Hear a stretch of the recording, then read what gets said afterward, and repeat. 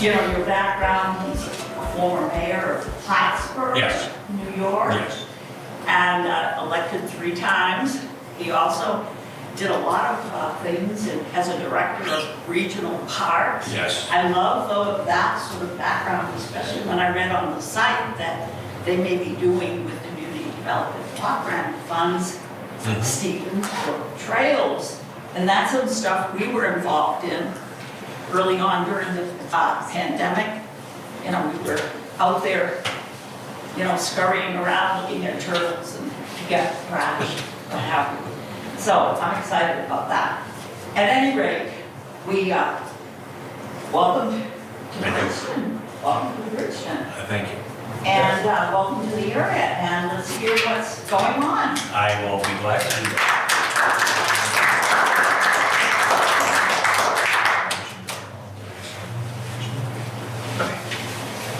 Carol, thank you. You did wonderfully educating everybody and also sending it out. And I've never had that, even when I was home or with state parks, no one was that interested in listening to me. So I don't know, you have low standards or you're desperate to find a speaker. I'm not sure. But anyway, I have to thank you, and you did an outstanding job. Thank you.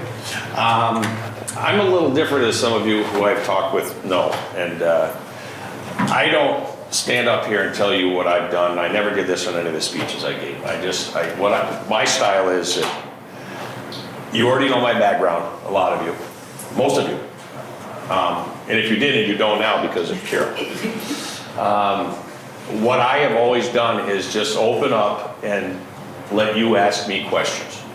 Now, I can tell you I work for state parks, so I own 2 businesses. I was on the Plattsburgh Council at 32 years old for 2 terms.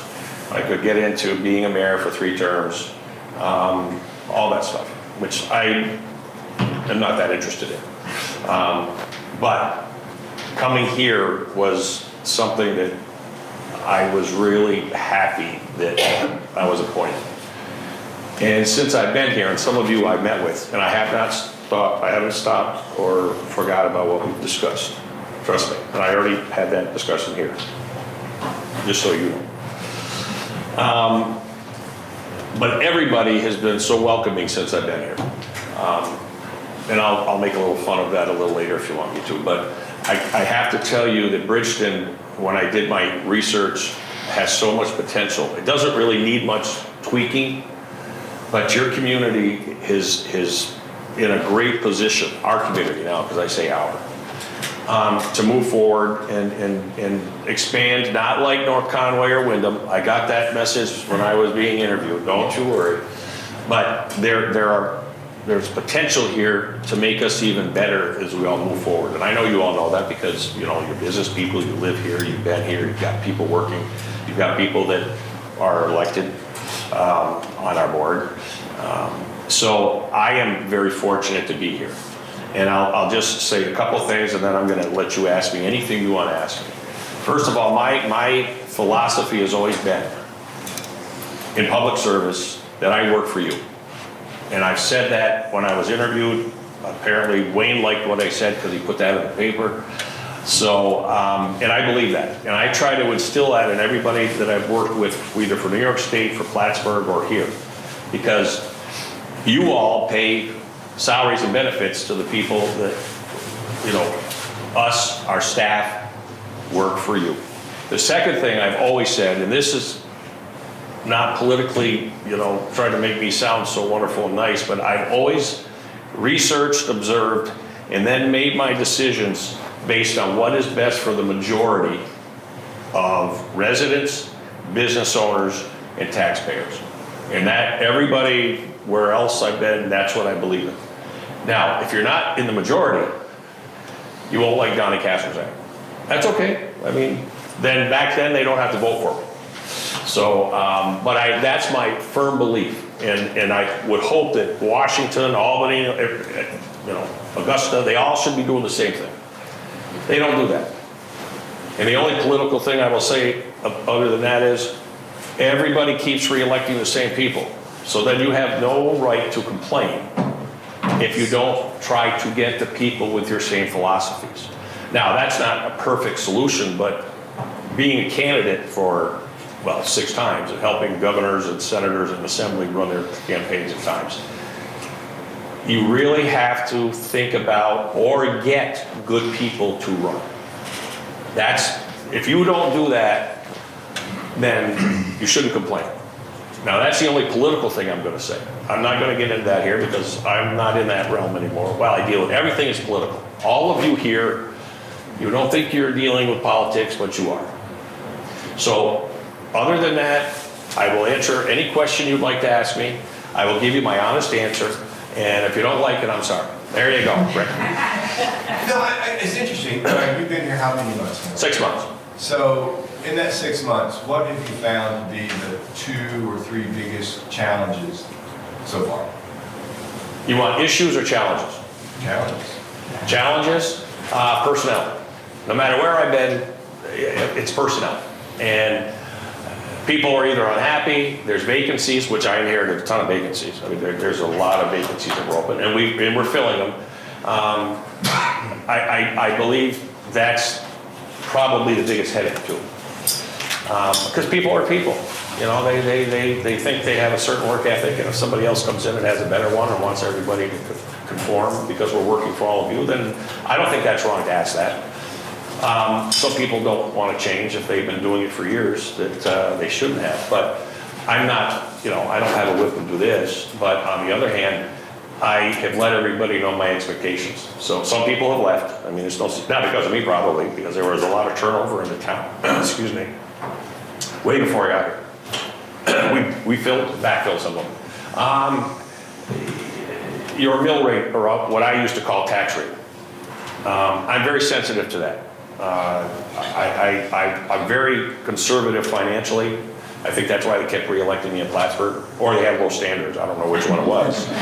But that was always a consideration and a concern of mine. And I'll never spend frivolously your money. That's something that some of our personnel aren't used to. I mean, it's just the fact. And I'm not saying they did bad things, I would never say that. But I have a different philosophy. And I've inherited this budget because I just got here when it was going to be passed, as you all know. And so now I will be working on, I've worked on mine since day one. I had my pad out. My yellow pad, as everybody in the world knows, I have a yellow pad on my car. I have a yellow pad, 4 on my desk. At home I got it, my apartment. I just jot things down, and I've always done it my entire career, and I keep track of things that pop in my head, like, you know, some of the things we've talked about. So those are the things that probably stick out. Now, if we talk about issues, if anybody wants to ask me what are the issues, want to ask that question, I'll answer it. Sewer rate, mill rate, you'll get a laugh out of this. Open on Sundays at the transfer station. Yeah, it's real. It's real. Let me go back to your initial, Rick. The other thing that I absolutely put on top of the list is public safety. No matter where I've been, park police, state police, Plattsburgh police, our police, law enforcement in general, I'm a firm believer if you don't have a safe community, then your community is not going to survive real well. And I mean that sincerely. The issues, those are the issues that when I first got here popped out. Now you throw in affordable housing, which is not a politically correct word, it should be moderate. The other bad word is income-based, but they're all the same. That's a problem all over, it's not just in Maine. And it's not in Bridgton either. I don't delve into that except that when staff talks to me or other people in the community say, you know, Donny, you can't buy a house here if you're a new couple unless $350,000 or $400,000, and we got to put down $75,000. And don't get mad at that because I know what business you're in. You just can't afford it. And by the way, they're true. That's true. I've learned because I look at houses, and I mean, I'm in a different position obviously, but it's a struggle. And it's not just in Bridgton; it's everywhere. You can't go to Harrison or Naples and you think you're going to get a deal anymore. I just talked to a realtor yesterday. Or even on the outskirts. You know, if you want to go to Presque Isle or someplace, or up near Canada where we live in Plattsburgh, well, you know, that's a little cheaper, but yeah, that's about all you're going to do. And that's not where I mean, I'm not criticizing Presque Isle. I just pulled that out of my head. But you just can't do it at this point, and that's a problem in every community. So, I mean, I don't know the answer to that. I mean, I was asked to have GPCOG have one of their experts come and talk to us about affordable housing to the board, and we had a public hearing. And basically, he came up with the same issues and problems that they're dealing with because, you know, they're a government agency that looks at the whole state, or actually just Cumberland County, and it's just not feasible for people to, as a young couple with a couple children, buy a home in Bridgton or anywhere. So I don't know the answer to that. You could pass laws in Augusta and all these, well, you have to build 84,000 homes by 2030. I think that's what one of them is. That's not gonna happen because then it stops, or developers have all these strings attached, or they're not gonna make enough money like they could build a $2 million home on one of our lakes. It's just not gonna happen.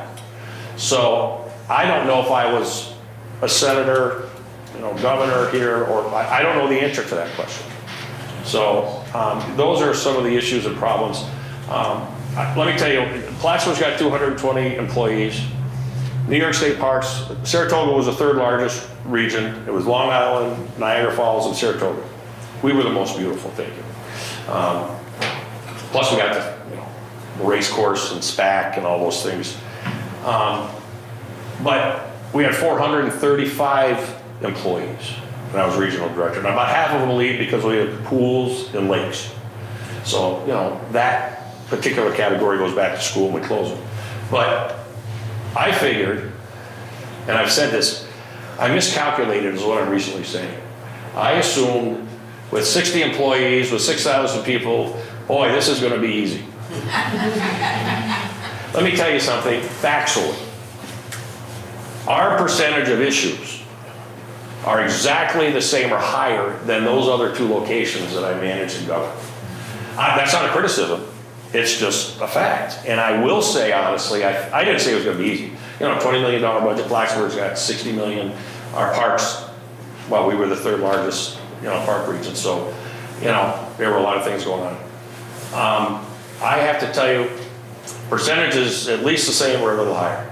So the effort and the energy to handle these problems with personnel, grievances, lawsuits, all these things going on, plus what everybody else wants, is a challenge. And I'm not going to tell you it's fun sometimes. I mean, my pile starts every day like this, just like it did no matter where I was. But I'm good at putting it down, but then this just keeps building up here. And there are different issues every day. I could tell you, I could be here for hours and talk to you about what we deal with. And I just can't do that because I wouldn't want to bore you, but it's interesting. Yeah. Bridgton is kind of the hub of several different towns. Yeah. You know, and so what type of efforts are you doing or in the works for that inter-community conversation? Interesting. 3 days ago, GPCOG held a regional meeting. Harrison, Naples, Casco. What is a GPCOG? And it's the Greater Portland. They are the government controlling Cumberland County, and it's a government entity, and they actually do many good things, which I'll probably talk about. But they have meetings all around Cumberland County, and the other day they had one for just our region. They go to each region, Falmouth, all over the place, I guess, and we had ours. It's just 2 a year, and I didn't go to the first one. I barely got here, but I went to the one the other night. I didn't mean to interrupt you. No, but that explains it. Yeah, they're an entity that helps everybody with, of course, our tax dollars, but that's okay. I mean, our tax dollars are going to be spent somehow, so we might as well have an organization that's fair about it. Everybody, the town managers were there, some of their board members. Carmen was with me. We got to speak about what our issues were, our concerns, and I am telling you, they all have the same. Everybody in Harrison, everybody in Naples, everybody in Casco, we all have the same issues. And the discussion moved to, because there's all new town managers, and if you've even followed me a little bit, which I hope you haven't, but maybe you have, I'm a little more aggressive to get things done. The new attitude is, and this is, it shouldn't be new, sharing services. Now, we all hear about sharing services. And I was very blunt by saying, oh yes, you know, we all want to share services.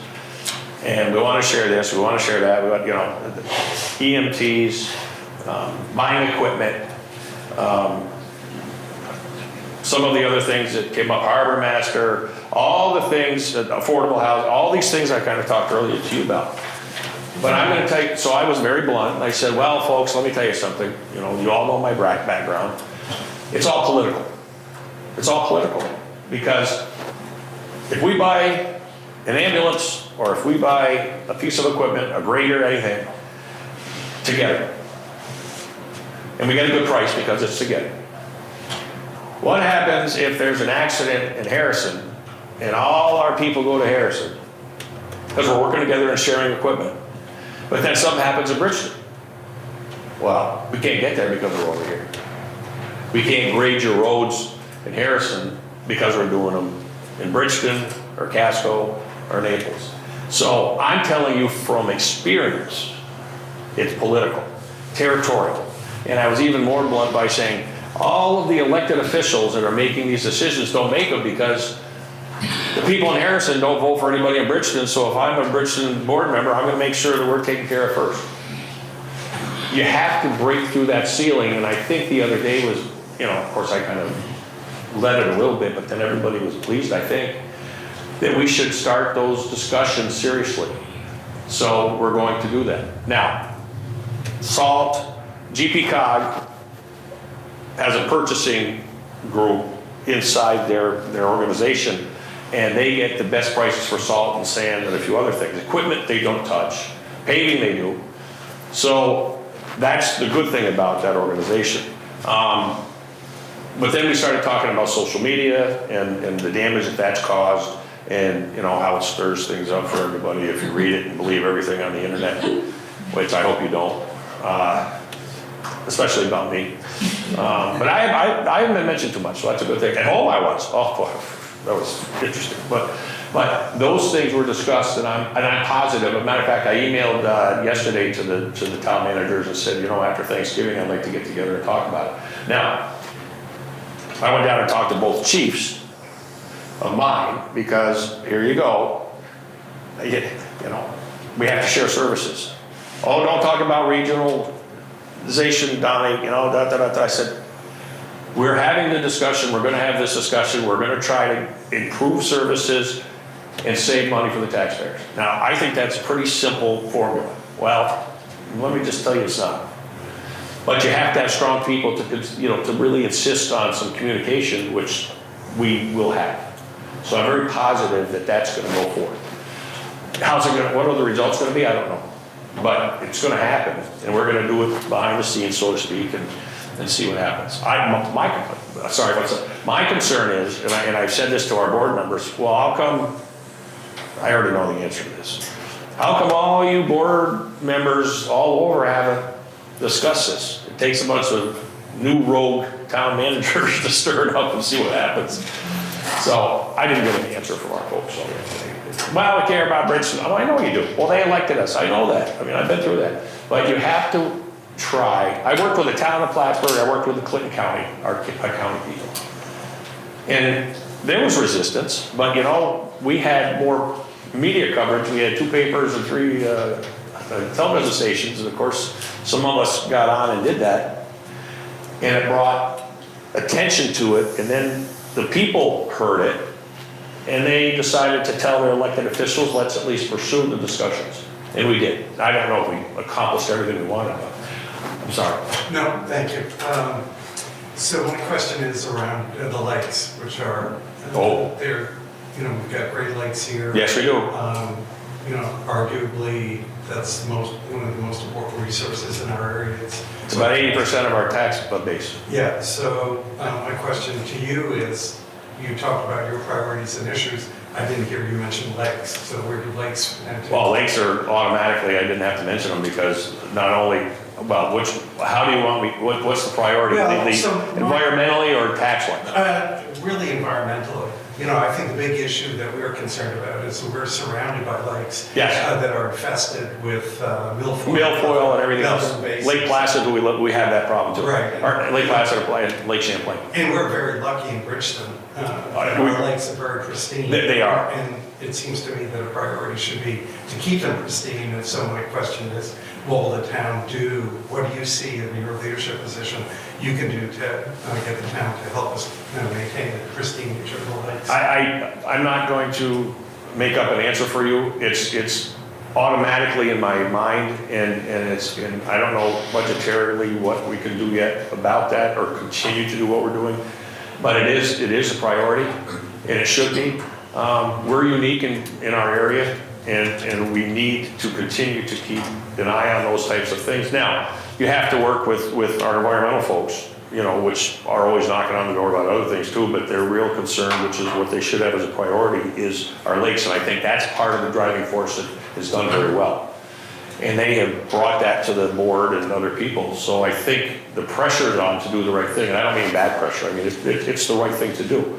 To tell you specifically what I would do, I would work with those folks, and then, they request, funding for things that does focus on that. I know every Wednesday we take water samples in all of them. And we had one bad reading at the end of the year. I think it was because of the drought, and it was at the Salmon Point campground. Everybody else is way below, because you're right about our quality of water. It's outstanding. I'm not going to do anything that will change that to make it worse. I guarantee you I won't do that. So I just don't have an answer specifically about what we will do other than working and being reminded by the folks to do It this. sounds like it's more a funding issue, like you got Lakes Environmental Association, does Bridgton support them? Absolutely. Yes, we do. We give them a contribution. We give some of them, yes, they write to us, and that's what we do. Yes, that's in our budget. Where are we at on the town works? As winter's approaching pretty quickly, and those of us who live on Main Street are concerned. Really? Where are we with the new public works director? We had 5 applicants for that important position. That doesn't seem like that many. It's very discouraging. I don't know what else to say. Let me put it this way. David Mattson left for a year and went to Africa. The place ran very well. Well, I'm not going to say better or worse because we've had discussions. But they know what they're supposed to do. I have a mindset here to never hire anybody just to hire someone. I don't do that. When I first got here, I looked at everybody at a first management meeting, which I'm going to have another one today at 9 o'clock. But we have to hire the most qualified individuals for these positions. I don't know what they did before. I got in trouble because my son could have been hired as a police officer my last year as mayor. I didn't hire him, and that was a little touchy at home for a while. But I didn't believe in nepotism, okay? And I always say that. But every community has friends, relatives, whatever. I said that's not going to happen. Now, it may happen if they're the best qualified. We have not had somebody that's jumped out to me of those 5. And it's discouraging for me, but that's why I'm going every Thursday to the foreman's meeting and reminded them of, actually your location came up, and I'm going to say it in front of everybody. I'm not sure I have an answer, but I'm just telling you that it was discussed, just so you know. Plus your other issues. Do I think we're going to hire somebody soon for public works director? I can't tell you yes. I can't. The one good thing is they all know what to do. And maybe the other good thing is and I hate to say this, I'm overseeing it where I'm a little more insistent on hoping to do the right things. I'm not saying the other people didn't, but I'm just saying, I think my perspective of doing the right thing sometimes is different than what was done here before. So that's the best answer I can give you on that. I wish somebody stood out. Sir. But I can't hire, I just won't do it. It's an important, well, it's a very important position. And I just won't do it just to say we have somebody there. That's not good for Bridgton at all. It's not good for all of you.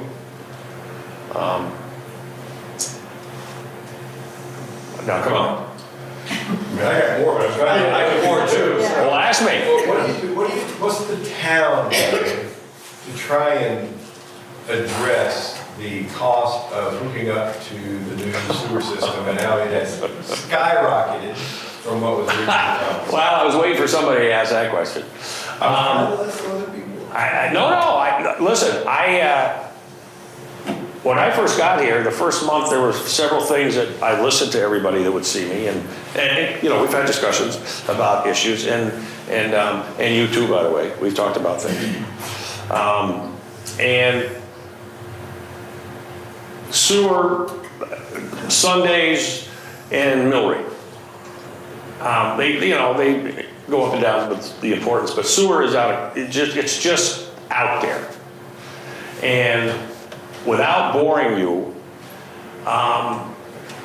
things were supposed to be done, and I'm not mentioning names because I don't want people that retire or resign or whatever, and they're not here, I don't blame people. A lot of people like to blame people that aren't here anymore. And that's easy to do. Finance person, things were, town manager, things were in place after they signed on to incur the debt, or all of you did, for $27 or $8 million. The formula by our engineer and others was based on about 500 users. We have 181, okay? The big reason we have 181 is it costs too much to hook up. If your infrastructure is in your backyard and you want to go to the front and you're gonna have to pay $10,000 to a private contractor to get from there to there and then hook up. Or you can pay $250 to pump your sewer out or your leach field, and that lasts for a year or two. Now, I'm Polish, but I know that makes more sense than spending 10 grand to go to the curb. Okay? So what are we doing about it? We're arguing about it. And we're meeting with our auditor again, December 9th. The engineer, the former public works director was involved in those things, the former town manager, the finance people, the board. I asked the board why they agreed to this, and they said, well, it made sense with the calculations in the formula that people were all gonna hook up. The hospital's not hooked up and they plan them to hook up. That's a big source of income or sewer use. I'm not blaming the hospital. I'm just saying, when I come in and I look at these things, I'm pretty basic, and I'm saying, well, who did this, who did that, who's not hooked up, why weren't they? And the reason is now it's your peak I hate to say your peak because it's got to get to 500 or we're all going to pay for it. Not just with the increases, but we're all going to pay for it. Now, I'm not scaring anybody. These are some of the options that this board will have to make. Now, I don't know what they're going to do. They have the same information I do. I have dug into this because it was, on my lap. And my decisions probably would have been a little different, but that's not fair. I wasn't here. You had different board members. You had different personnel. You got a finance director, and a town manager, and a public works director that are no longer here. So I'm not blaming anybody, but when it was voted on, this was a formula. And now it's changed. So we can argue about it, not we. People can argue about it and be upset, but the fact is it doesn't matter. You got 181 users. It was based on 500. For whatever reasons, and one is the hookup cost. How do you address that? Well, I don't know. I've got ideas to take certain funds out of certain places, but that doesn't answer how do you get to 500 or 300. I don't have that answer. Now, somebody said to me, well, you guys, the town could give everybody $10,000 to hook up and they'll hook up. Well, that's all your money there too. You can't do that legally either way. You can't, the state laws don't allow me just to give you $10,000 to do that. It doesn't happen, but that's the problem you have. Now, nobody's ever explained it to you like that, and no one's ever explained it to the paper like that. I have, but nobody else wants to talk about it. And that's why I say I always talk about everything. Now, I don't know the answers. I know we have to do something financially to lessen the burden on the rate. I don't go into EDUs. You know, I'm sorry to get into that stuff. I don't know how EDUs ever were born. Well, I do, I did a homework on it. Where I come from, you have a water rate and a sewer rate and an electric rate. You know what the rate is. Then you throw in this EDU thing, and I know I'm on television, and I apologize, but I said this anyway. It complicates things. You know, how many tables do you have in a restaurant to equal an EDU? I don't. I mean, who does that? I don't know. What happens if one restaurant's got 10 tables and the other one's got 12 next door? Do you pay the same EDU rate? The rate, equivalent rate, that's what, you know, it's just, you know, equivalent dwelling unit. I don't know the answer to that. Yeah? Well, just doing quick math, if you need another 300 people to sign up, if you gave everybody, if a town bonded $3 million, you'd have $10,000 per additional hookup. So there's an answer out there from the financial. Well, we have a debt on 27 million. So I know that's an option. You add 10% to it, you at least create a way to pay. Oh, no, yes. You know this, you're good on that. Well, I know that's an option, but I don't know if the board would want to borrow any more money or do that. They're going to discuss it. They have to discuss it. They're going to have to discuss They it. have a bond that's going to have to get either paid off. Oh, So it's for there. $3 million more, it's $3 million to pay off $28 million as opposed to. Yes. No way to pay off $25 million. Yes, and I appreciate that. You were going to say something. Yeah, so my question was around the commercial development on 302. Yes. Which, and so one man's perspective is it's pretty ugly. Okay. The way it is now, so I'm wondering what your thoughts are around regulating or having some sort of plan for development on 302. One of the frustrations I have, and I mentioned mill rate when I first started talking, and I'm probably going to get roasted, you know, because of you over there. But I answer these questions to the board and anybody who really wants to sit down and talk to me.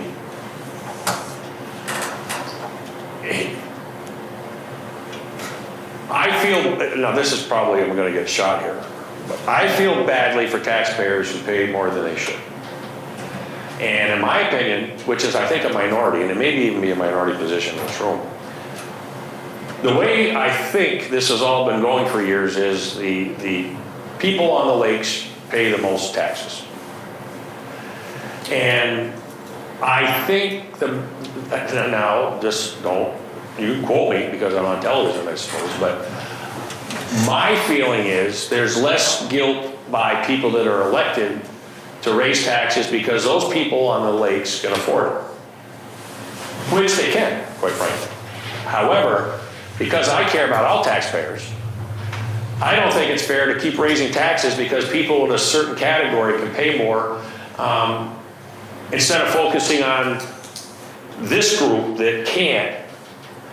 So business responsible growth needs to come in to alleviate, to bring in revenue and alleviate the raising of taxes just because you can over here in this lake piece.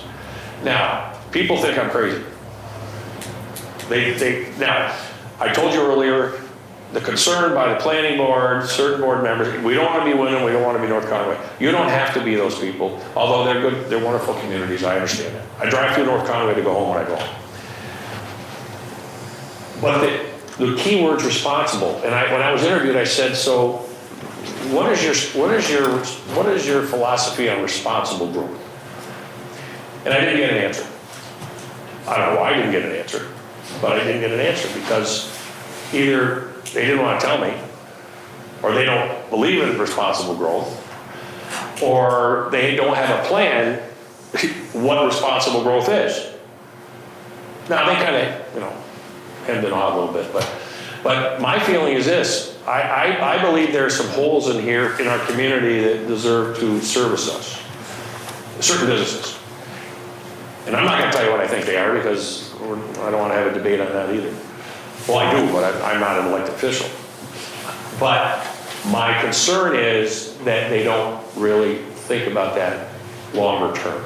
And I mean, I was never, I have to tell you a story. When I was elected and our chamber and our Rotary got together and they said, well, we want to do a plan for 2040. Now, I think you've come to know me a little bit. So I'm sitting there and as mayor and our council, they threw everybody else out. We had a brand new mayor council. We were all business people. And we basically had our general fund had $800,000 in it. Payroll is $300,000 every week. January 1st, we have to deal with that. Now, of course, I started saying no to everything. Not the toilet paper and all that kind of stuff. But no, you're not getting your overtime unless it's necessary, which it should have been. We climbed out of the hole. So that's when I get a call to go to this group and, we want to form a committee for 2040. I said, I'm not going to, 2040, I said, I can't worry, I got to worry about tomorrow. You think I'm going to worry about 2040?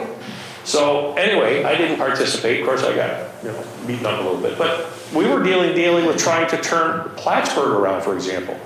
New York State just prints money and then taxes everybody. So I didn't have a problem with Saratoga because I love Saratoga, so we had a lot of money. But Plattsburgh was in real trouble. So I come here and I talked about, long-term responsible growth, and there is no plan. You're absolutely right. Do I think people think about it? Yeah. I don't know if you need a Burger King, a Chinese restaurant, a taxi service. When I first came here, my wife says, well, in case you're out, you can call an Uber. You got to call Portland for an Uber. Are you kidding me? Plattsburgh's got Ubers. So, these are responsible things that maybe you could think about. But if you're asking me if there's a long-term plan by everybody, no, there's not. I wish, I don't know what that would be either, except I have some ideas. But I don't think it's thought of, like I would. Yeah? Thank you for your candor. Okay. And just been talking about a lot of challenges and things. Yeah. I know this might seem like a really simple question, but what are you optimistic about in terms of the community of Bridgton and its will or its ability or its commitment to solving some of these issues that you have raised? I think the Rotary Bridgton and all of you, the people have been very kind. And they offer suggestions and advice. And my door's always open. That's one thing I've always done my whole life. No matter where I've been, if I have an appointment, you can't come in. Otherwise, my door's open. It's always been open. So I always listen. Am I optimistic? I'm optimistic about the potential that Bridgton has. Now, if you ask me to define what that is, I can't tell you. Well, I've got some things I could say, but I believe our position in the state is very unique with our lakes, with our ski center, with our downtown, with all due respect, a lot of the improvements with paving and infrastructure.